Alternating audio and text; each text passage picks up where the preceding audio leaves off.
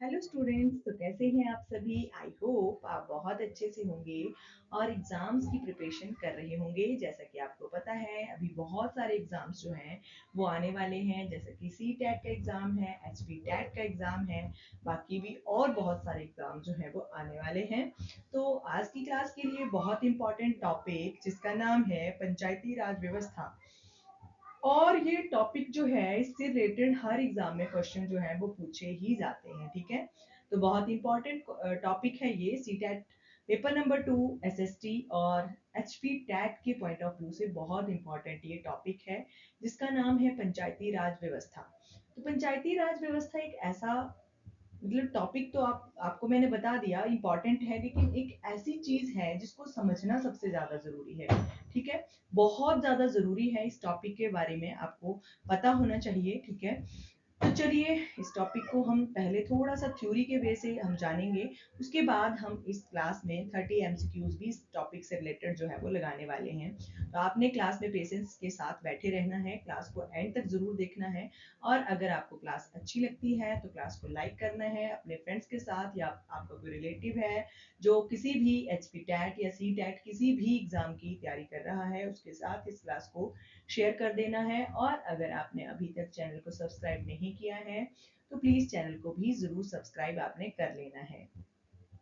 चलिए शुरू करते हैं आज की ये क्लास। तो क्लास बहुत ज़्यादा लंबी तो नहीं होगी, लेकिन आपने प्लीज़ क्लास को एंड तक ज़रूर देखना है और पेशेंस के साथ इस टॉपिक को समझना है, क्योंकि बहुत इंपॉर्टेंट टॉपिक है। और आपके 4 से 5 नंबर जो है इस टॉपिक को अगर आप अच्छे ध्यान से पढ़ लेते हो तो आपसे 4 से 5 नंबर जो है वो पक्के समझो, ठीक है। चलिए पहले हम पढ़ेंगे पंचायती राज व्यवस्था की थ्योरी, ठीक है, जिसमें हम पॉइंट्स के साथ इसको समझने की कोशिश करेंगे। तो सबसे पहला पॉइंट जो रहेगा हमारा कि स्थानीय स्वशासन का अर्थ और पृष्ठभूमि, ठीक है। स्थानीय स्वशासन का मतलब ये है कि लोकल हम जो एक शासन है, लोकल शासन जो है सबसे निचले स्तर का ये शासन माना जाता है, ठीक है, पंचायती राज व्यवस्था को। तो इसमें हम समझेंगे कि इसका अर्थ क्या होता है।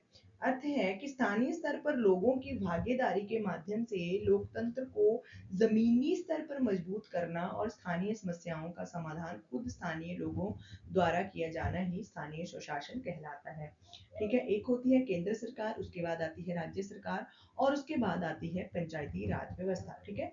तो जो स्थानीय स्तर पर लोग जो हैं वो एक लोकतंत्र को जमीनी स्तर पर मजबूत करते हैं और उसको स्थानीय समस्याएं जैसे कि मतलब लड़ाई झगड़े हैं और भी बहुत सारे केसेस हैं उनका खुद ही अगर वो सॉल्यूशन निकाल लेते हैं तो उसको स्थानीय स्वशासन जो है वो कहा जाता है।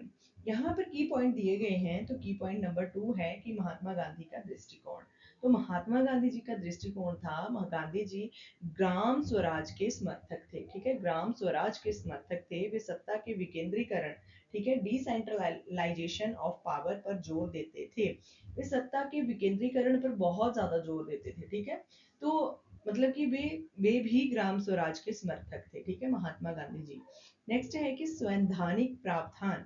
संवैधानिक प्रावधान प्रारंभिक क्या थे कि भारतीय संविधान के अनुच्छेद 40, ठीक है, अनुच्छेद 40 जिसमें राज्य नीति निर्देशक सिद्धांत हैं, ठीक है।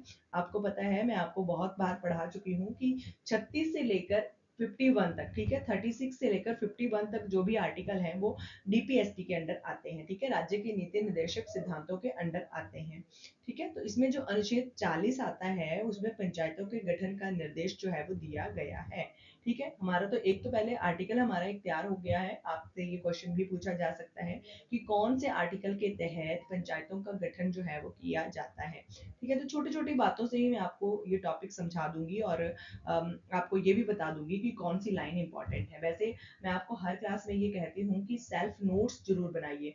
जब आप मेरी क्लास में बैठते हो तो एक कॉपी और पेन लेकर जरूर बैठिए और जो भी आपको मैं बताती हूँ इंपॉर्टेंट चीजें या आपको खुद को लगती है कि ये चीज हमें लिखनी चाहिए, उस चीज को जरूर नोट करके रख लीजिए, क्योंकि बहुत इंपॉर्टेंट लाइन्स ही हम थ्योरी से पढ़ लेते हैं। मेरा थ्योरी को पढ़ाने का पहले मोटिव यही रहता है कि आप उस टॉपिक को समझ जाओ, उसके बाद आप वो जो है वो एमसीक्यूज जो है वो खुद लगाओ, ठीक है। उस टॉपिक को समझने के बाद आपको लगे कि हाँ अब हम इस टॉपिक से रिलेटेड जो भी क्वेश्चन हमारे पास आएगा हम उसको सॉल्व कर सकते हैं। तो इसीलिए मैंने जो है ये अनुच्छेद मतलब कि ये थ्योरी जो है वो रखी हुई है, ठीक है। तो अनुच्छेद 40 हमारा तैयार हो गया कि ये जो है डीपीएसपी के अंडर आता है। सबसे पहली बात तो हमें ये याद रखनी है, और दूसरी बात हमें ये याद रखनी है कि इसमें जो है वो पंचायतों के गठन की बात जो है वो कही गई है, ठीक है। दो इंपॉर्टेंट लाइंस मैंने आपको बता दी हैं, और तीसरी लाइन आपने ये भी लिख लेनी है कि महात्मा गांधी जी जो थे वो ग्राम स्वराज के समर्थक थे, ठीक है।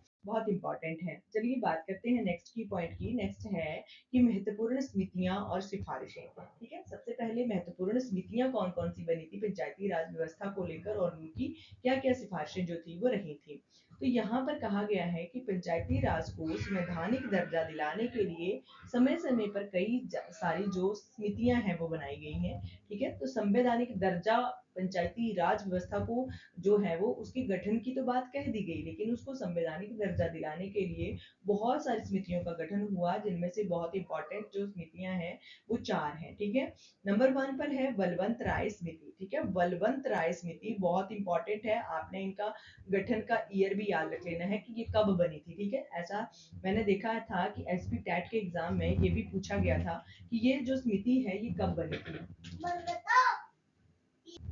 कौन से ईयर में ये समिति बनकर तैयार हुई थी। तो बलवंत राय समिति जो है वो बलवंत राय मेहता समिति जो है 1957 में ये बनकर तैयार हुई थी। तो इसमें जो है त्रिस्तरीय, ठीक है, त्रिस्तरीय पंचायती राज व्यवस्था की जो सिफारिश है वो की गई थी। सबसे महत्वपूर्ण अगर कोई पूछी जाती है समिति तो वो यही है बलवंत राय समिति, जो 1957 में 1957 में जो थी वो बनकर तैयार हुई थी, और इसने ही त्रिस्तरीय पंचायती राज व्यवस्था की बात की थी। त्रिस्तरीय का मतलब ये है कि सबसे पहले आती है ग्राम सभा, उसके अपर आती है ग्राम समिति, और उसके अपर आती है जिला परिषद, ठीक है। तो त्रिस्तरीय जो पंचायती राज की व्यवस्था है वो बलवंत राय मेहता समिति के द्वारा इसकी सिफारिश की गई थी। तो मैंने देखा था एक एग्जाम में कि ये पूछा गया था कि ये समितियां जो हैं इनके ईयर का मिलान आ गया था कि इनको कब से कब ये बनी हुई है। तो अगर आपको पता होगा, आपने नोट्स किया बनाए होंगे या आपने लिखा होगा, तो आपको एकदम से याद आ जाएगा कि हमने पढ़ा था कि कौन से ईयर में इसकी जो गठन है, इसका जो एक फॉर्मेशन है वो हुई थी, ठीक है। नेक्स्ट है अशोक मेहता समिति। सबसे पहले तो आपको चारों ही याद रहनी चाहिए कि कौन सी समितियां जो थी वो पंचायती राज व्यवस्था को संवैधानिक दर्जा दिलाने के लिए बनाई गई थी। तो नंबर 2 पर आती है अशोक मेहता समिति, जिसका गठन 1977 में किया गया था, ठीक है। 1977 में इसे द्विस्तरीय, ठीक है, 2 टायर जो है व्यवस्था, मंडल पंचायत और जिला परिषद, ठीक है। इसमें दो ही स्तरों की बात की थी कि हमें 2 स्तर पर की पंचायत जो है वो बनानी चाहिए, जिसमें पहली हो मंडल पंचायत और दूसरी हो जिला परिषद की सिफारिश इसने की थी, ठीक है। 1977 में ये बनी थी। तो अभी हम जो है हमारी पंचायत समितियां सॉरी हमारी पंचायत जो है, पंचायती राज व्यवस्था जो है वो कौन सी पंचायती राज व्यवस्था है, तो हमारे पास त्रिस्तरीय पंचायती राज व्यवस्था है, जिसकी सिफारिश बलवंत राय समिति मेहता समिति ने की थी, ठीक है। तो ये जो अशोक मेहता समिति थी, इन्होंने द्विस्तरीय पंचायती राज व्यवस्था की बात करी थी। आपसे एग्जाम में पूछा जा सकता है कि इन्होंने कौन सी 2 स्तरीय पंचायती राज व्यवस्थाएं बताई थी। तो पहली तो इन्होंने बताई थी मंडल पंचायत, और दूसरी बताई थी जिला परिषद। नंबर 3 है जीवी के रा, राग राव समिति, ठीक है। जीवी के राव समिति जो है वो 1985 में 1985 में बनाई गई थी ये, ठीक है। इन्होंने इसे बिना जड़ की घास कहा और नियमित चुनावों पर जोर दिया, ठीक है। इन्होंने इसे जो था वो बिना जड़ की घास कहा, और कहा कि नियमित चुनाव जो है वो होते रहने चाहिए। नेक्स्ट है एल एम सिंघवी समिति, बहुत इंपॉर्टेंट है ये भी। तो एल एम सिंघवी समिति जो है ये 1986 में इसका गठन हुआ था। इन्होंने पंचायती राज संस्थाओं को संवैधानिक दर्जा देने की पुनर्जोर सिफारिश की थी, ठीक है। इन्होंने दूसरी बार यही सिफारिश की थी कि पंचायती राज व्यवस्था को जो है वो संवैधानिक दर्जा जो है वो मिलना चाहिए, ठीक है। इन्होंने फिर से ये सिफारिश की थी, ठीक है। तो हमने सिर्फ यही याद रखना है यहाँ से। अगर आपको बहुत ज्यादा आप नहीं याद रख सकते हो, आपने समितियों के नाम याद रख लेने हैं, उनके गठन के ईयर याद रख लेने हैं, कब कब ये बनी थी ये याद रख लेना है। बाकी आपने सबसे ज्यादा जो याद रखना है, सबसे इंपॉर्टेंट बात जो यहाँ से याद रखनी है या नोट करनी है, वो यही करनी है कि हमारी जो पंचायती राज व्यवस्था है वो त्रिस्तरीय पंचायती राज व्यवस्था है, और ये बलवंत राय मेहता समिति की सिफारिश पर बनी थी, ठीक है। बहुत इंपॉर्टेंट लाइन है ये, ठीक है, इसको जरूर नोट कर लें। नेक्स्ट की पॉइंट हम पढ़ते हैं ऐतिहासिक शुरुआत, ठीक है। इसकी ऐतिहासिक शुरुआत कब से हुई थी और इसको पंचायती राज व्यवस्था जो है इसको सबसे पहले कहाँ पर लागू किया था गया था, हम ये पढ़ेंगे इस टॉपिक में। बहुत इंपॉर्टेंट है और बहुत क्वेश्चन यहाँ से पूछे जाते हैं। यहाँ पर है कि भारत में सबसे पहले पंचायती राज व्यवस्था की शुरुआत 2 अक्टूबर जो 1959 को तत्कालीन प्रधानमंत्री जवाहरलाल नेहरू द्वारा राजस्थान के नागौर जिले से की गई थी, ठीक है। तो भारत के जो उस टाइम पर प्रधानमंत्री थे, यानी कि भारत के प्रथम प्रधानमंत्री जो दूसरी बार बने थे, ठीक है। तो ये जो थे पंडित जवाहरलाल नेहरू जी, उन्होंने इसकी शुरुआत जो थी 2 अक्टूबर, ठीक है, 2 अक्टूबर 1959 को राजस्थान के नागौर जिले से की गई थी। तो सबसे पहले तो आपसे क्वेश्चन पूछा जा सकता है कि ये लाइन बहुत बहुत बहुत इंपॉर्टेंट है, आपने ये लाइन जरूर नोट कर लेनी है। आपसे क्वेश्चन पूछा जा सकता है कि पंचायती राज व्यवस्था को सबसे पहले कौन से राज्य में और कौन से जिले में जो था वो लागू किया गया था। तो पंचायती राज व्यवस्था जो थी सबसे पहले राजस्थान राज्य के नागौर जिले से शुरू की गई थी। और आपसे पूछा जा सकता है कि कब शुरू की गई थी, तो 1959 आपने याद रखना है, 1959 आपने याद रखना है, ठीक है। तो ये पंचायती राज व्यवस्था पंडित जवाहरलाल नेहरू जी के द्वारा राजस्थान के नागौर जिले से इसकी शुरुआत जो थी वो की गई थी।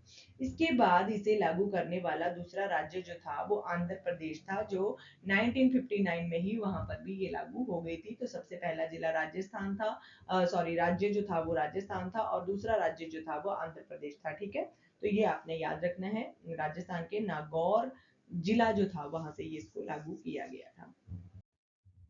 नेक्स्ट क्वेश्चन की पॉइंट है कि 73वां संवैधानिक संशोधन अधिनियम, ठीक है। 73वां संवैधानिक संशोधन अधिनियम जो था 1992 में आया था, ये एक ऐतिहासिक मोड़ था, ठीक है। 1992 में ये एक ऐतिहासिक मोड़ था, ठीक है। कौन सा संशोधन था, कौन सी अमेंडमेंट थी जो कॉन्स्टिट्यूशन में अमेंडमेंट हुई थी, तो ये हुई थी 73 नंबर की, ठीक है।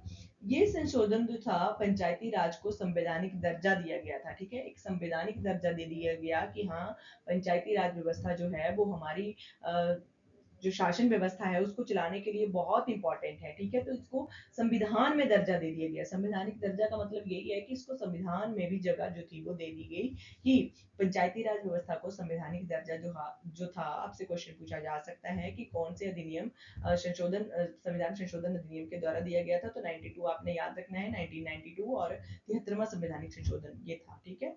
तो लागू होने की तिथि कब थी, 24 अप्रैल 1993, इसलिए हर वर्ष 24 अप्रैल को राष्ट्रीय पंचायती राज दिवस जो है वो मनाया जाता है, ठीक है। तो ये बहुत इंपॉर्टेंट लाइन है, ठीक है, बहुत इंपॉर्टेंट ये लाइन है, 24 अप्रैल को राष्ट्रीय पंचायती राज दिवस जो है वो मनाया जाता है, ठीक है। ये आपसे डे सेलिब्रेशन के रूप में भी पूछा जा सकता है कि कब राष्ट्रीय पंचायती राज व्यवस्था दिवस मनाया जाता है, तो ये 24 अप्रैल को मनाया जाता है, क्योंकि इस दिन जो था इसको संवैधानिक दर्जा मिला था और इसको जो था वो लागू किया गया था। इस संवैधानिक संशोधन को लागू किया गया था 1993 में 24 अप्रैल को, ठीक है। तो बहुत इंपॉर्टेंट है ये।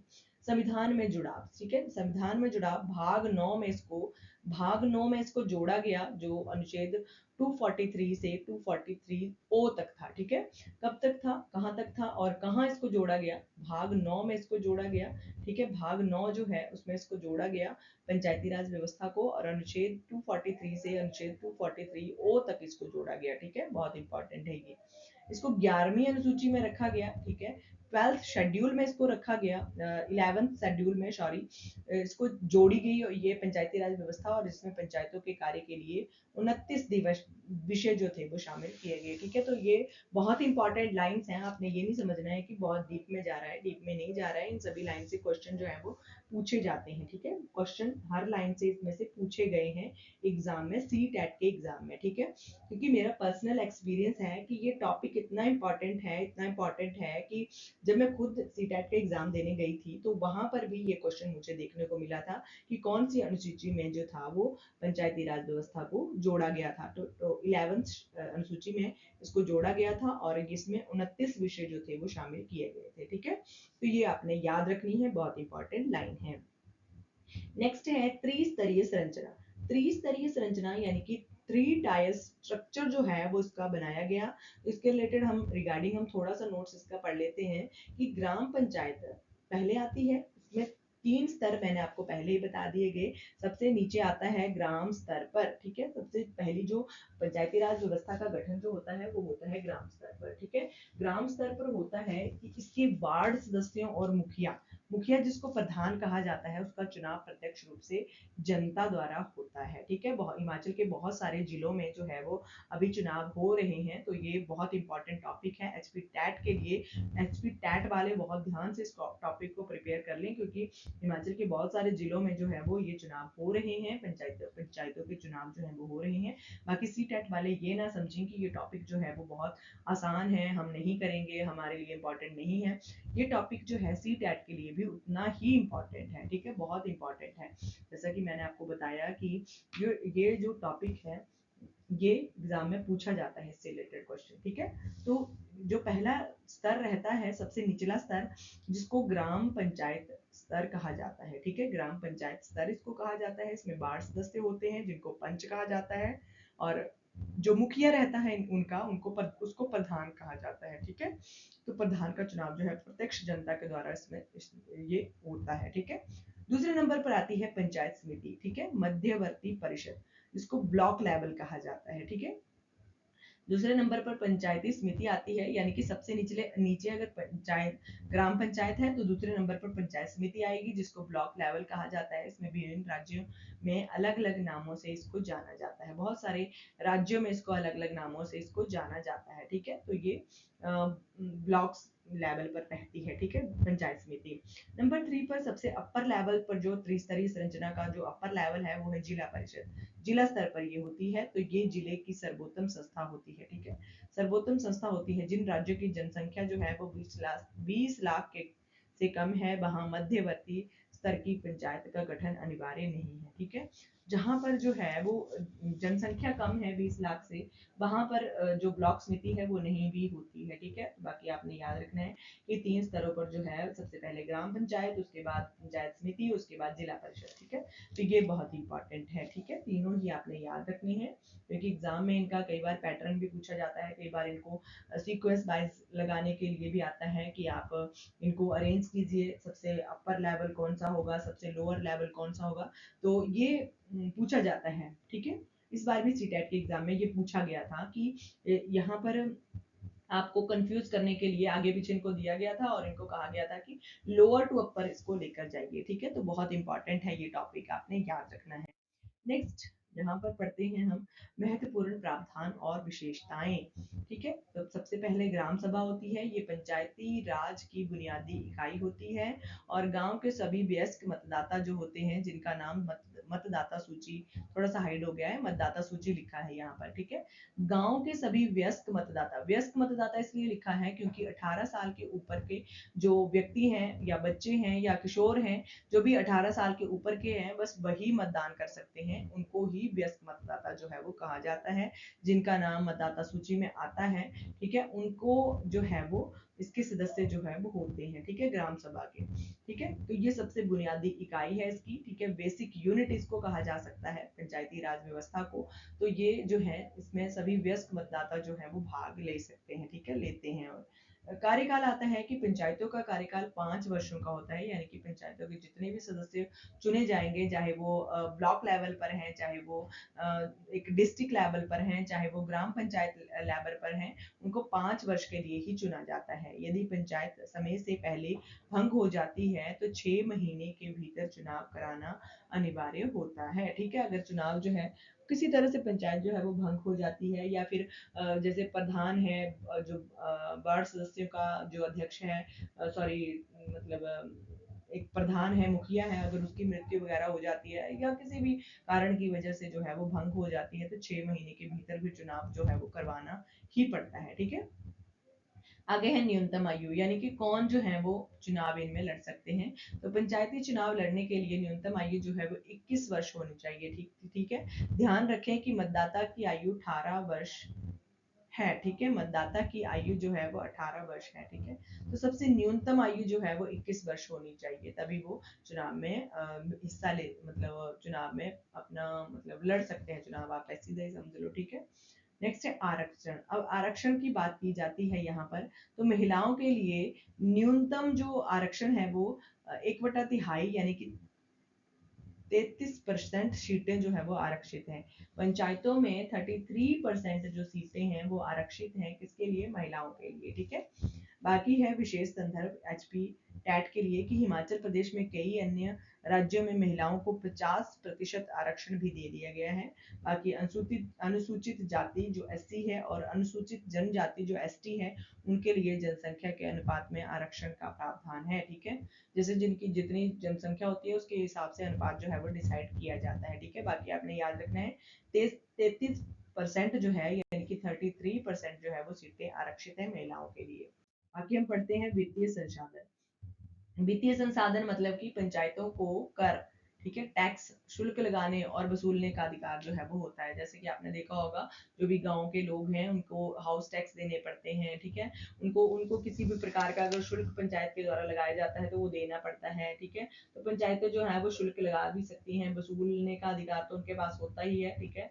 और टैक्स भी वो वसूल कर सकती हैं, ठीक है। इसके अलावा राज्य सरकार से जो भी अनुदान मिलता है, ठीक है, इसके अलावा उनको राज्य सरकार से भी अनुदान जो है वो मिलता है वित्तीय संसाधन चलाने के लिए, यानी कि जो भी पंचायतों में काम होंगे उसको चलाने के लिए, ठीक है। राज्य सरकार से उनको अनुदान मिलता है, बाकी वो टैक्स लेते हैं, ठीक है, शुल्क वसूलते हैं, ठीक है। जो भी मतलब रहता है वो सब कुछ जनता से वसूल सकते हैं वो, ठीक है। बाकी है राज्य वित्त आयोग, ठीक है, स्टेट फाइनेंस कमीशन। तो अनुच्छेद 243(1) के तहत जो है राज्यपाल द्वारा हर 5 साल में इसका गठन पंचायतों की वित्तीय स्थिति का समीक्षा के लिए किया जाता है। राज्य वित्त आयोग का गठन किया जाता है जिसमें पंचायतों का जो वित्तीय स्थिति है उसका समीक्षा के लिए इसको किया जाता है, ठीक है। और इसको किस अनुच्छेद के अंदर किया जाता है? 243(1) के अंदर, ठीक है। जिसमें पंचायतें जो भी 5 साल में मतलब कार्य कर रही है उनकी जो वित्तीय समिति है स्थिति है उसका जो है वो ये एक तरह से समीक्षा जो है वो करती हैं, व्यू करती हैं, ठीक है। बाकी है राज्य निर्वाचन आयोग, ये बहुत इंपॉर्टेंट है कि स्टेट इलेक्शन कमीशन, ठीक है। अनुच्छेद 243 के तहत पंचायतों को के स्वतंत्र एवं निष्पक्ष चुनाव के लिए इसका गठन जो है वो करवाया जाता है, ठीक है। तो सबसे पहले आपने याद रखना है कि वित्तीय संकट के लिए राज्य वित्त आयोग का गठन किया जाता है, ठीक है। और चुनाव के लिए राज्य चुनाव निर्वाचन आयोग का गठन किया जाता है। स्टेट इलेक्शन कमीशन का गठन जो है वो किया जाता है। चलिए अब देखते हैं हम 30 एमसीक्यूज, बहुत इंपॉर्टेंट हैं, इसी टॉपिक से रिलेटेड हैं। तो मैं आपको बता दूं कि अगर आपने अभी तक चैनल को सब्सक्राइब नहीं किया है तो प्लीज चैनल को जरूर सब्सक्राइब कर लें, एक बार चैनल पर विजिट जरूर करें, क्योंकि आपको वहां पर सी टैट से भी और एचपी टैट से भी रिलेटेड बहुत सारी इंपॉर्टेंट क्लासेस जो है वो मिल जाएंगी। और अगर आप दिल से प्रिपरेशन कर रहे हो तो आपका जो एग्जाम है वो बहुत अच्छे मार्क्स से जो है वो क्वालिफाई हो जाएगा, ठीक है। तो प्लेलिस्ट के रूप में भी आपको दोनों की प्लेलिस्ट भी मिल जाएंगी, ठीक है। अगर आपने इसके पीछे की वीडियोस नहीं देखी हैं तो उनको भी जाकर जरूर देखें, और इस वीडियो को तो लाइक कर दें, कमेंट भी करके मुझे ये भी बता दें कि आपको क्लास जो है वो कैसी लग रही है। अपने फ्रेंड्स के साथ इस क्लास को जरूर शेयर कर दें। चलिए शुरू करते हैं एमसीक्यूज। तो एमसीक्यूज में जो फर्स्ट क्वेश्चन है वो है भारतीय संविधान के किस अनुच्छेद में राज्यों को ग्राम पंचायतों के गठन का निर्देश जो है वो दिया गया है? तो अभी हमने पढ़ा कि 40 जो है उसके अंदर जो है वो ग्राम पंचायतों के गठन का निर्देश जो है वो दिया गया है, ठीक है। संविधान के भाग 4 में नीति निर्देशक तत्व जो है उनके अंतर्गत अनुच्छेद 40 में राज्यों को पंचायतों के जो गठन है उसके और उन्हें शक्तियां प्रदान करने के निर्देश जो है वो देता है, ठीक है। बहुत इंपॉर्टेंट है ये अनुच्छेद 40 के तहत पंचायतों का ग्राम पंचायतों का गठन जो है वो होता है। नेक्स्ट क्वेश्चन है कि भारत में त्रिस्तरीय जो 3 टायर पंचायती राज व्यवस्था है उसकी सिफारिश सबसे पहले किस समिति ने की थी? ये बहुत इंपॉर्टेंट है, मैंने आपको बार बार बोला था कि इसको नोट्स जरूर कर लीजिए, इस चीज को नोट कर लीजिए कि कौन सी समिति थी ऐसी। तो बलवंत राय समिति थी, ठीक है ना, ऑप्शन नंबर बी होगा। बलवंत राय समिति जो थी, उस बलवंत राय मेहता समिति जो थी उसने सबसे पहले ये सिफारिश की थी कि भारत में जो है वो त्रिस्तरीय पंचायती राज व्यवस्था होनी चाहिए। ठीक है, तो इसका गठन जो था 1957 में लोकतांत्रिक विकेंद्रीकरण के लिए त्रिस्तरीय जो ग्राम, ब्लॉक और जिला परिषद, जिला स्तर पर जो थी वो व्यवस्था की सिफारिश इसने की थी। ठीक है, बहुत इंपॉर्टेंट है ये। चलिए नेक्स्ट क्वेश्चन देखते हैं। नेक्स्ट क्वेश्चन है कि स्वतंत्र भारत में जो पंचायती राज व्यवस्था का शुभारंभ जो है सर्वप्रथम जो है किस राज्य में और कब हुआ था। देख लीजिए, same as it is question जो है वो सीटेट के एग्जाम में ये पूछा गया था। ठीक है, तो आपने ये बताना है कि पंचायती राज व्यवस्था जो थी सबसे पहले किस राज्य में और कब लागू हुई थी। तो ये हुई थी राजस्थान में 1959 में। ठीक है, 2 अक्टूबर 1959 को राजस्थान के नागौर जिले में तत्कालीन प्रधानमंत्री जो थे, यानी कि उस टाइम के जो प्रधानमंत्री थे पंडित जवाहरलाल नेहरू जी, उनके द्वारा इसकी शुरुआत जो थी वो की गई थी। तो आपने राज्य तो याद रखना ही है, लेकिन उसका जिला भी याद रखना है। कई बार ये भी पूछ लिया जाता है कि राज्य के कौन से जिले में ये पहली बार जो थी वो लागू हुई थी। ठीक है, तो ये इंपॉर्टेंट है, क्वेश्चन बहुत इंपॉर्टेंट है। नेक्स्ट है कि किस संवैधानिक संशोधन अधिनियम द्वारा पंचायती राज संस्थाओं को संवैधानिक दर्जा जो था वो प्रदान किया गया था। तो कौन सा संशोधन था वो था 73 नंबर का संशोधन। जो 73 नंबर की जो अमेंडमेंट थी, कॉन्स्टिट्यूशन अमेंडमेंट जो थी, उसमें ये कहा गया था कि और ये हुई कब थी 1992 में। ठीक है, इसमें पंचायती राज को संवैधानिक दर्जा मिला था और इसमें संविधान के भाग नंबर 9 में शामिल किया गया था। और कौन सी अनुसूची में, अनुसूची नंबर 11। ठीक है, 11 शेड्यूल में ये कहा गया था कि अब पंचायतों को संवैधानिक दर्जा जो है वो प्राप्त हो चुका है। और बाकी आपने संशोधन याद रखना है, अमेंडमेंट याद रखनी है, 73 नंबर की थी। ठीक है, नेक्स्ट है कि पंचायती राज दिवस जो है, राष्ट्रीय पंचायती राज दिवस जो है वो प्रत्येक वर्ष की स्थिति को मनाया जाता है। तो ये मनाया जाता है 24 अप्रैल को। और 24 अप्रैल को क्यों मनाया जाता है, क्योंकि इस दिन पंचायतों को संवैधानिक दर्जा जो था वो प्राप्त हुआ था। ठीक है, बहुत इंपॉर्टेंट है ये। 24 अप्रैल को राष्ट्रीय पंचायती राज दिवस जो है वो मनाया जाता है। ठीक है, नेशनल लेवल पर पंचायती राज दिवस जो है वो मनाया जाता है। 73वां संवैधानिक संशोधन कानून जो है वो 24 अप्रैल 1993 को पूरे देश में लागू हुआ था, इसलिए इस दिन को पंचायती राज दिवस के रूप में भी मनाया जाता है। ठीक है, बहुत इंपॉर्टेंट है ये। नेक्स्ट है कि संविधान की 11वीं अनुसूची में पंचायतों के लिए कितने कार्यात्मक विषय जो थे वो उनका उल्लेख जो था वो किया गया था। तो सब्जेक्ट कितने रखे गए थे कि 11वीं अनुसूची में तो रख दिया गया जो पंचायती राज व्यवस्था थी, लेकिन उसमें कितने सब्जेक्ट रखे गए कि उनका उल्लेख किया गया कि ये जो है वो इतने स्तरों पर, इतने विषयों पर जो है वो काम करेंगी। तो ये था 29। ठीक है, ऑप्शन नंबर बी जो है वो ठीक रहेगा। 73 संवैधानिक संशोधन जो था उसके द्वारा जो जोड़ी गई 11वीं अनुसूची में पंचायतों को कार्य करने के लिए 29 विषय जो थे वो सौंपे गए, जबकि 12वीं अनुसूची में नगर पालिकाओं के लिए 18 विषय जो थे वो थे। ठीक है, नेक्स्ट क्वेश्चन आता है कि ग्राम सभा का सदस्य बनने के लिए न्यूनतम योग्यता क्या होनी चाहिए। अगर आपका मन कर रहा है कि हमने भी पंचायत की जो इलेक्शंस हैं उनमें भाग लेना है, हमने भी चुनाव लड़ना है, तो उसके लिए जो एज लिमिट है वो क्या होनी चाहिए और मिनिमम एज कितनी होनी चाहिए।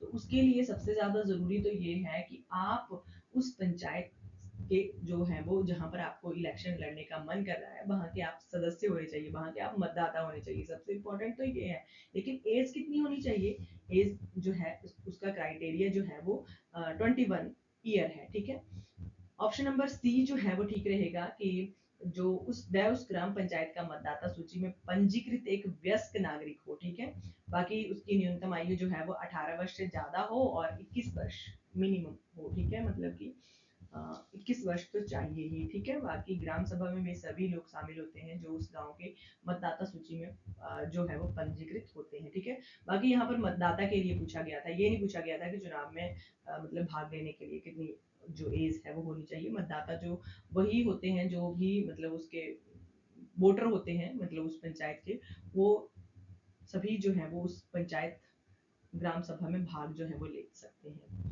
नेक्स्ट क्वेश्चन हम देखते हैं कि पंचायत का चुनाव लड़ने के लिए उम्मीदवार की न्यूनतम आयु सीमा कितनी निर्धारित की गई है। अभी ये क्वेश्चन आ गया यहाँ पर 21 ईयर। ठीक है, वोट देने की आयु 18 वर्ष है, लेकिन पंचायत में चुनाव लड़ने के लिए या उम्मीदवार बनने के लिए जो न्यूनतम मिनिमम आयु है, मिनिमम एज है, वो 21 ईयर जो है वो रखी गई है। ठीक है।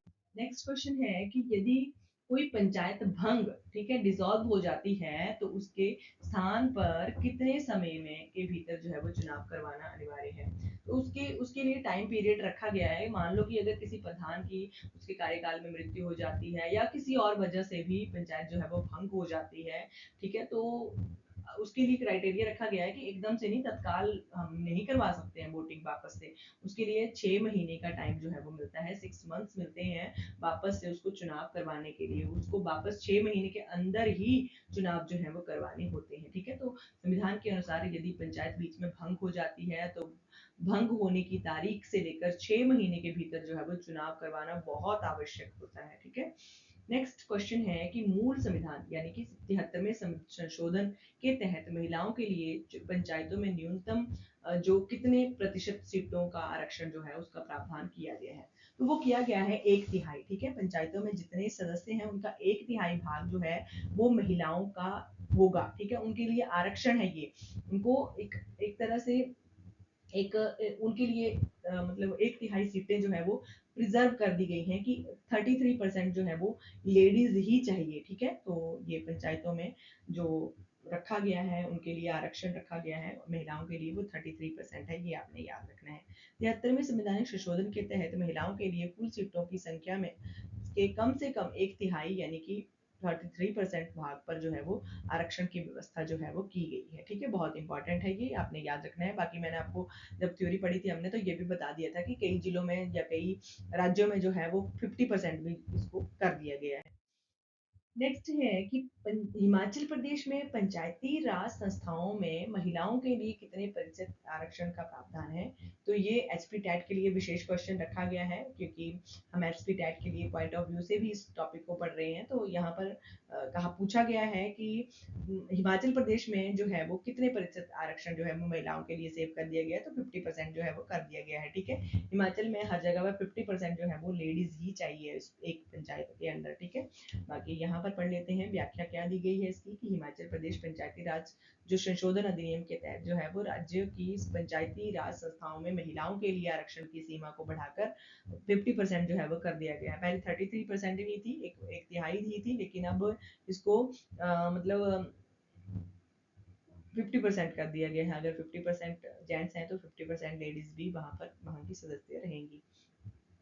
नेक्स्ट क्वेश्चन बहुत इंपॉर्टेंट, कि पंचायतों के वित्तीय मामलों की सिफारिश करने के लिए राज्य वित्त आयोग का गठन कौन करता है। अब राज्य वित्त आयोग का गठन हमने पढ़ा था कि हर 5 वर्षों के बाद किया जाता है। और ये राज्य वित्त आयोग करता क्या है, ये पंचायतों को उनके मतलब आप सीधा अगर मान लो तो उनके खर्चे के लिए जो है उनके जो भी उनका वित्त रहता है उसकी समीक्षा करता है कि कितना पैसा पंचायत ने कहाँ पर खर्च किया, या पंचायतों के लिए जो एक तरह से पैसा मतलब देना है। आप सीधा अगर समझो इस बात को तो ये इसका मतलब यही है कि पंचायतों को कितना पैसा कब और कहाँ और किस खर्चे के लिए देना है, वो राज्य वित्त आयोग का काम होता है। तो इसका जो गठन करता है वो कौन करता है, तो वो करता है राज्य का राज्यपाल। ठीक है। Governor of the state. ठीक है। ये जो है वो करते हैं राज्य वित्त आयोग का गठन, और ये हर 5 वर्ष के बाद होता है। और इसको संविधान के अनुच्छेद 243(1) के अंडर जो है वो रखा गया है, जहां पर राज्य का राज्यपाल जो है वो प्रत्येक 5 वर्ष के लिए एक राज्य वित्त आयोग का गठन जो है वो करता है। बहुत इंपॉर्टेंट है। ठीक है। नेक्स्ट क्वेश्चन आता है हमारा कि ग्राम पंचायत के सचिव सेक्रेटरी की नियुक्ति कौन करता है। तो ग्राम पंचायत के सचिव जो रहते हैं उनकी नियुक्ति जो है वो राज्य सरकार के द्वारा की जाती है। ठीक है। वो सरकार द्वारा अपॉइंट होते हैं, वो जो पंचायत रहती है उसके द्वारा अपॉइंट नहीं किए जाते हैं, उनको सरकार के द्वारा अपॉइंट जो है वो किया जाता है। ग्राम पंचायत सचिव जो रहते हैं, सेक्रेटरी जो रहते हैं जिसको बोलते हैं हम, उसका जो एक सरकारी कर्मचारी होता है जिसकी नियुक्ति जो है राज्य सरकार द्वारा की जाती है, ये एक निर्वाचित प्रतिनिधि होता है। और ये क्वेश्चन बहुत बार पूछा जा चुका है, बहुत बार, कि सेक्रेटरी की नियुक्ति कौन करता है। अब बच्चे जो हैं बहुत सारे एस्पिरेंट जो है वो इसी कंफ्यूजन में हो जाते हैं कि उनका भी चुनाव जो है वो राज्य निर्वाचन आयोग के द्वारा ही किया जाता है, लेकिन उसका चुनाव जो है वो राज्य सरकार के द्वारा किया जाता है। ये आपने याद रखना है। वो एक सरकारी कर्मचारी होता है जो पंचायतों के कामकाज की देखरेख के लिए सरकार के द्वारा रखा गया होता है। नेक्स्ट है कि लोकतांत्रिक विकेंद्रीकरण, ठीक है, डेमोक्रेटिक डिसेंट्रलाइजेशन जो है उसका वास्तविक अर्थ क्या है। उसका जो मतलब है वो क्या है? उसका अर्थ है कि शासन सत्ता को स्थानीय लोगों के हाथों में सौंपना।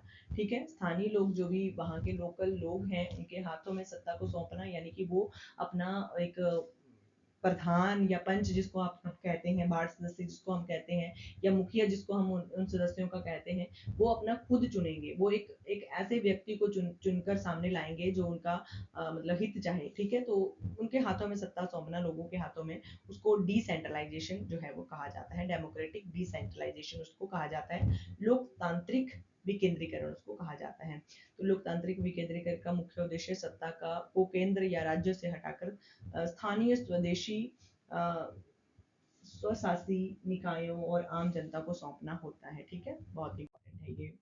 नेक्स्ट है द्वैध स्तरीय टू टायर पंचायती राज व्यवस्था, जिसमें मंडल पंचायत थी और जिला परिषद थी। उसकी सिफारिश किसने की थी? तो हमारे पास कौन सी पंचायत है? हमारे पास है पंचायती राज व्यवस्था। कौन सी है हमारे पास है त्रिस्तरीय पंचायती राज व्यवस्था।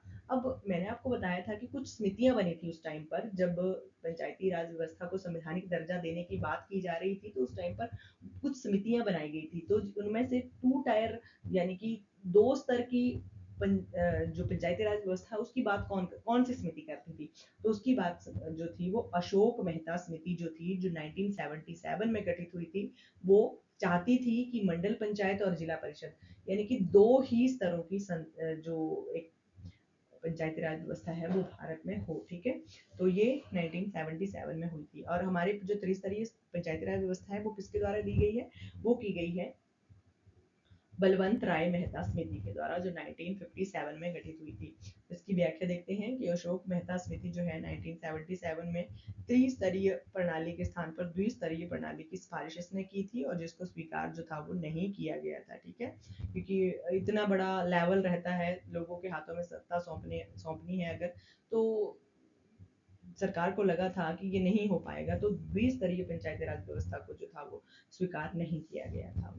नेक्स्ट है कि किस समिति की सिफारिश पर पंचायती राज को बिना जड़ की घास जो था, यानी कि ग्रास विदाउट रूट जो था, वो कहा गया था? तो वो कौन सी समिति ने कहा था? वो कहा था जीवी के राव समिति। ठीक है, जीवी के राव समिति जो थी, उसने कहा था कि पंचायती राज व्यवस्था जो है वो बिना जड़ की घास है। ठीक है, यानी कि ग्रास विदाउट रूट है। ठीक है, तो ये समिति जो थी जीवी के राव समिति, इसका गठन 1955 में हुआ था, और ये विकास कार्यों में नौकरशाही के हावी होने के कारण पंचायती राज को बिना जड़ की घास इसने बताया दिया था। नेक्स्ट क्वेश्चन देखते हैं कि पंचायतों के निर्वाचन कराने के लिए उत्तरदायी संस्था कौन सी है? तो पंचायती के जो चुनाव करवाए जाते हैं वो करवाए जाते हैं राज्य निर्वाचन आयोग के द्वारा। ठीक है, तो अनुच्छेद 243 के तहत पंचायतों के चुनाव करवाने की जिम्मेदारी पूरी तरह से राज्य निर्वाचन आयोग यानी कि स्टेट इलेक्शन कमीशन की होती है, जिसका भी गठन जो है वो हर 5 वर्ष के बाद किया जाता है। ठीक है, स्टेट इलेक्शन कमीशन की जिम्मेदारी रहती है चुनाव करवाने की। नेक्स्ट है कि निम्नलिखित में से कौन सा कार्य जो है वो ग्राम पंचायत का नहीं है? तो कौन सा कार्य जो है वो ग्राम पंचायत नहीं करती है? सड़कें बनवाती है, नालियां बनवाती है, पेयजल भी का व्यवस्था भी वही करती है, गांव सरकारी योजनाओं का क्रियान्वयन करती है, स्थानीय करों और संग्रह का निर्धारण करती है। लेकिन जो डी वाला है कि राज्य के कानून और व्यवस्था को नियंत्रित करती है, अगर वो ये जो पंचायती राज व्यवस्था है, सॉरी ग्राम पंचायत है, अगर वो अपर लेवल पर राज्य सरकार के को कानून नहीं बना सकती है, क्योंकि ठीक है, इतने अपर लेवल पर कानून नहीं बना सकती है वो। ठीक है, तो ये इसका काम नहीं है। कानून और व्यवस्था यानी कि पुलिस और पब्लिक ऑर्डर जो है वो बनाए रखने के कार्य जो है वो राज्य सरकार और पुलिस प्रशासन का होता है, ना कि ग्राम पंचायत का। ठीक है, तो ये बहुत इंपॉर्टेंट है। नेक्स्ट क्वेश्चन हम देखते हैं, ग्राम पंचायतों की बैठकों यानी कि मीटिंग्स का के आयोजन के संदर्भ में कौन सा कथन जो है वो सही है? तो यहाँ पर बी ऑप्शन जो है वो सही है कि बैठक बुलाने और उसका रिकॉर्ड रखने की जिम्मेदारी पंचायत सचिव की होती है। ठीक है, बाकी और कोई भी जो काम है ग्राम पंचायत की बैठक का नहीं है। कि ग्राम पंचायत और ग्राम सभा की बैठक बुलाना और उसको उसकी सूचना देना, उसके लिए किए गए निर्णय जो है उनका रिकॉर्ड रखना सरकारी तौर पर नियुक्त पंचायत सचिव का कार्य जो है वो रहता है। ठीक है, जो पंचायत सेक्रेटरी रहते हैं उनका कार्य ये रहता है। नेक्स्ट क्वेश्चन है कि निम्नलिखित राज्यों में से किस राज्य में पंचायती राज व्यवस्था लागू नहीं है। तो हिमाचल प्रदेश में, नागालैंड में, राजस्थान में या केरल केरल में। तो नागालैंड जो है वहां पर पंचायती राज व्यवस्था लागू नहीं है, क्योंकि भारतीय संविधान के अनुच्छेद 243 के तहत जो है वो नागालैंड नागालैंड जो है, मेघालय जो है, मिजोरम जो है, इन राज्यों तथा मणिपुर के पर्वतीय क्षेत्रों में पंचायती राज व्यवस्था लागू नहीं है। वहां जनजातीय परिषदें कार्य जो है वो करती हैं। तो ये भी बहुत इंपॉर्टेंट क्वेश्चन बन गया हमारा, बहुत इंपॉर्टेंट कि आपको पता होना चाहिए कि कहाँ पर जो है वो पंचायती राज व्यवस्था नहीं है। ठीक है, नेक्स्ट क्वेश्चन देखते हैं। नेक्स्ट क्वेश्चन है, पंचायत समिति मुख्य रूप से किस स्तर पर कार्यरत होती है? तो वो रहती है ऑप्शन नंबर सी, ब्लॉक खंड स्तर पर। ठीक है, पंचायत समिति जो है वो ब्लॉक लेवल पर रहती है। ठीक है, यानी कि ग्राम पंचायती राज व्यवस्था का ये दूसरा स्तर रहता है। ठीक है, सबसे पहले ग्राम पंचायत, उसके बाद ब्लॉक समिति यानी कि पंचायत समिति रहती है, और उसके बाद रहता है जिला परिषद। ठीक है, तो ये दूसरा लेवल रहता है, इसको मध्यम वर्ग स्तर भी कहा जाता है। ठीक है, तो ब्लॉक या खंड स्तर पर जो रहती है उसको पंचायत समिति कहा जाता है। त्रिस्तरीय व्यवस्था में पंचायत समिति मध्यम स्तर पर कार्य जो है वो करती है, जो ग्राम पंचायत और जिला परिषद के बीच समन्वय का काम जो है वो करती है। नेक्स्ट है कि ग्राम पंचायत की आय इनकम जो है उसका मुख्य स्रोत निम्नलिखित में से क्या है? तो उसका मुख्य स्रोत जो है क्या आयकर है, मेला और बाजार कर और सरकारी अनुदान है, या फिर बिक्री कर है, सीमा कर है? तो वो ऑप्शन नंबर बी, मेला एवं बाजार कर और सरकारी अनुदान। पंचायतों की आय का मुख्य स्रोत जो है वो स्थानीय स्तर पर लगाए जाने वाले घर, मेले, बाजारों पर कर जो है वो राज्य सरकारों से मिलने वाला वित्तीय अनुदान है। ठीक है, उसकी उसकी सहायता से ही जो है वो पंचायती राज व्यवस्था की, ग्राम पंचायत की आय जो है वो डिसाइड होती है। ठीक है, नेक्स्ट है कि निम्नलिखित कथनों पर विचार कीजिए। ठीक है, ये सीटैट पैटर्न प्रश्न है। यहाँ पर सीटैट में इस प्रकार से प्रश्न पूछे जाते हैं, बहुत इंपॉर्टेंट है ये। इसी तरह से सेम इसी पैटर्न में क्वेश्चन जो है वो पूछे जाते हैं। आपको दो कथन दिए गए होंगे कि ग्राम सभा का सदस्य होने के लिए व्यक्ति की आयु कम से कम 21 वर्ष होनी चाहिए, और दूसरा कथन है कि ग्राम पंचायत का कार्यकाल पहली बैठक में 5 वर्ष का होता है। ठीक है, तो इसमें से आपने बताना है सही उत्तर कौन सा है। केवल 1 सही है, केवल 2 सही है, 1 और 2 दोनों सही है, या दोनों गलत है? तो ऑप्शन नंबर बी, केवल 2 जो है वो सही है कि ग्राम पंचायत का कार्यकाल पहली बैठक से 5 वर्ष का होता है। जब पहली बैठक हो गई उसके बाद जो 5 वर्ष होंगे तब उसका कार्यकाल जो है वो समाप्त होता है।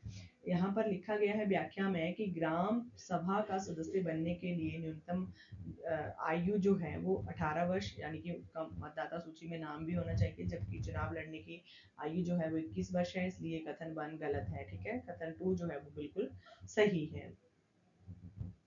नेक्स्ट क्वेश्चन है कि संविधान सभा का जो संविधान है उसका कौन सा भाग पंचायतों से संबंधित है?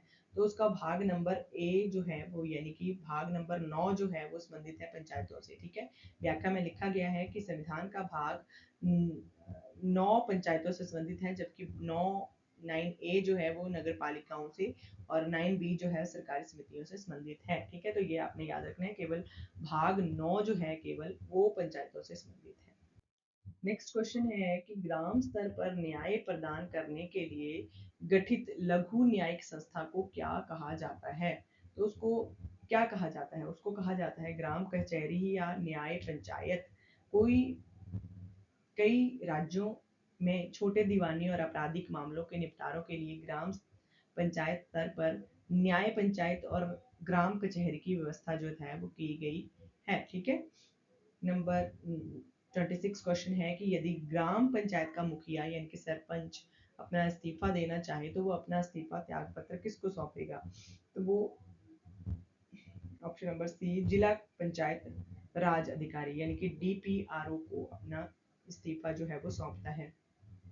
ग्राम पंचायत का सरपंच या प्रधान जिसको कहा जाता है वो अपना त्याग पत्र जिले के सक्षम अधिकारी यानी कि जिला पंचायत राज अधिकारी डीपीआरओ को लिखित रूप में ये सौंपता है। ठीक है, नेक्स्ट है कि जिला परिषद का मुख्य प्रशासनिक अधिकारी जो चीफ एक्सक्यूजिव ऑफिसर है, सीईओ, कौन होता है? तो वो होता है एक प्रशासनिक अधिकारी जैसे कि आईएएस, पीसीएस या विकास अधिकारी। ठीक है, जिला परिषद का प्रशासनिक मुखिया एक वरिष्ठ प्रशासनिक और अधिकारी जैसे आईएएस राज्य प्रशासनिक सेवा का अधिकारी होता है, जिसे मुख्य कार्यकारी अधिकारी सीईओ जो है वो कहा जाता है। ठीक है, बहुत इंपॉर्टेंट है ये। नेक्स्ट है हिमाचल प्रदेश पंचायती राज अधिनियम किस वर्ष लागू किया गया था? तो इसको एसपी टेट के लिए विशेष क्वेश्चन है, ये रखा गया। तो हिमाचल प्रदेश में पंचायती राज जो अधिनियम है वो ऑप्शन नंबर सी 1994 में जो था वो लागू किया गया था। हिमाचल प्रदेश के में 73वें संवैधानिक संशोधन के प्रावधानों के अनुरूप नया हिमाचल प्रदेश पंचायती राज अधिनियम 1994 में लागू जो था वो किया गया था। ठीक है, नेक्स्ट क्वेश्चन आज की क्लास का सेकंड लास्ट क्वेश्चन है ये कि ग्राम सभा की बैठक की अध्यक्षता कौन करता है? तो ग्राम सभा की बैठक की अध्यक्षता जो है वो कौन करता है? वो करता है ग्राम पंचायत का प्रधान यानी कि सरपंच। ठीक है, तो ग्राम सभा की जो बैठक है उसकी अध्यक्षता संबंधित ग्राम पंचायत का प्रधान यानी कि सरपंच और मुखिया करता है। उसकी अनुपस्थिति में उप प्रधान बैठक की अध्यक्षता जो है वो करता है। ठीक है, बहुत इंपॉर्टेंट है ये। नेक्स्ट आज की क्लास का लास्ट क्वेश्चन कि पंचायती राज व्यवस्था का मुख्य उद्देश्य क्या है?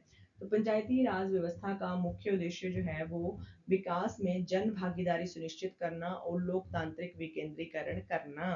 ठीक है, यानी कि लोगों के हाथों में सत्ता सौंपना। ठीक है, यही ग्राम राज पंचायती राज व्यवस्था का मुख्य मेन ऑब्जेक्ट है। ठीक है, पंचायती राज का सबसे बुनियादी उद्देश्य जो है वो आम लोगों का विकास प्रक्रिया में भागीदार बनाना और जमीनी स्तर पर लोकतंत्र को मजबूत यानी कि सशक्त बनाना है। ठीक है, तो आज की क्लास के बहुत इंपॉर्टेंट 30 क्वेश्चंस हमने रीड कर लिए हैं, हमने पढ़ लिए हैं। आई होप आपको क्लास बहुत अच्छी लगी होगी। आप क्लास को लाइक ज़रूर कर देंगे और अगर आपकी इस टॉपिक से रिलेटेड या फिर कोई भी आपकी क्वारी रहती है तो आप मुझे कमेंट कर सकते हो।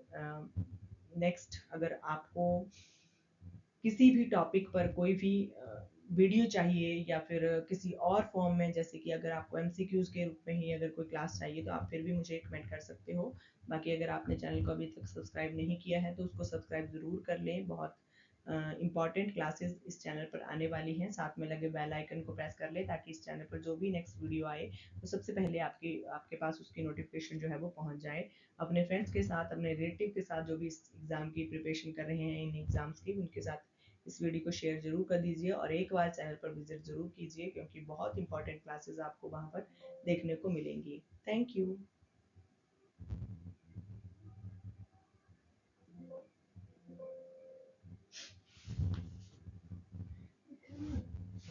Bye bye.